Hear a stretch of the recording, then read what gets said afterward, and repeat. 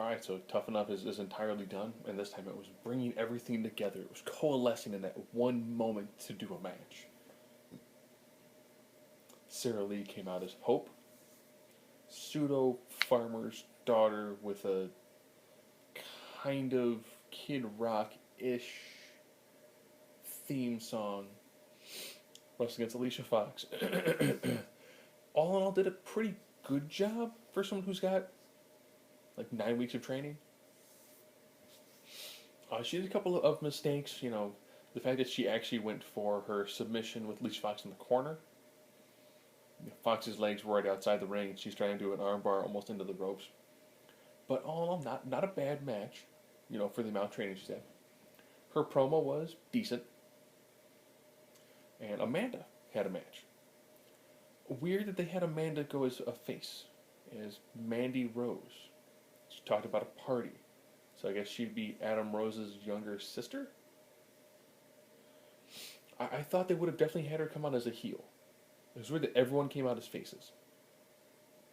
I would have thought they would have had someone come out as a face, someone come out as a heel, to try to show a little more variation in their characters. She wrestled, again, a pretty competent match. She looked a lot more like a diva, like a very stereotypical blonde diva. Still like the fact they gave her the Stratisfaction as a finisher. You don't give somebody Trish Stratus's move as a finisher. Give them something a little bit different.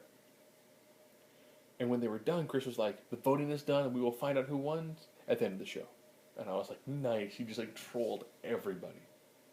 Then we go to the guys. ZZ comes out as King of the Bayou. Kind of Samoa Joe-esque in the trunks. They do show before and after until he lost some weight, but not a lot. He comes out wearing essentially a gigantic alligator on his head. So full-size alligator, full body piece behind him. And it really limited his movement to the fact that he couldn't actually get into the ring with it. He had to take it off and then get in the ring. Did a decent promo. You could tell he was scared out of his mind. His next Christmas did not show through at all. And his match was competent. You could tell the fact that he's not really in shape, his cardio, and he was slow.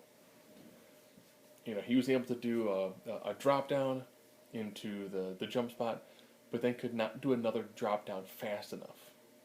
So it was like drop down, leapfrog, Cesaro had to kind of go for the waist lock into his side suplex. He did hit the flapjack. He did actually begin to go for the gator grip. Did a good job kind of getting the crowd into it a little bit. You could tell he just was not. It didn't flow quite as well. And then Josh the Yeti came out. He needed a lot more trunks.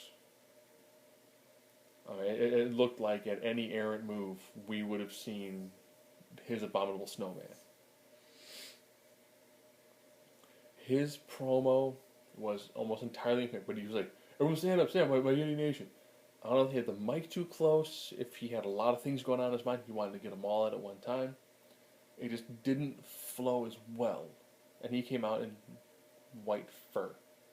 And then threw it all off, and then had on what looked like one of the smallest pairs of gray underwear you could have somebody wear. His match with Cesaro was pretty good. Again, I thought with him being the bigger guy, they would have had him wrestle much more of a power style. He did blow a spot as well. You could tell the idea was to do turnbuckle, have Cesaro come out the turnbuckle, whip the other turnbuckle, go for his splash in the corner, and then go for his running power slam. But it was turnbuckle.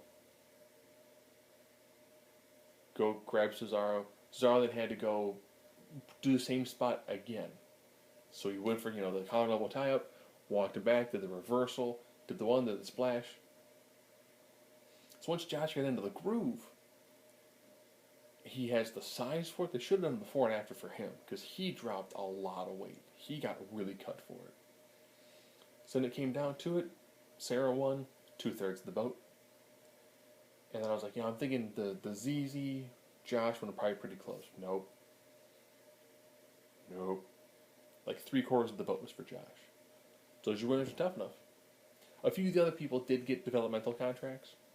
So it'll be interesting to see, if they end up going if they go to Raw and SmackDown for a couple of matches, or if they'll go right into the NXT developmental system. They get some more polishing to them, and then make their transition to the main roster if they ever get that far.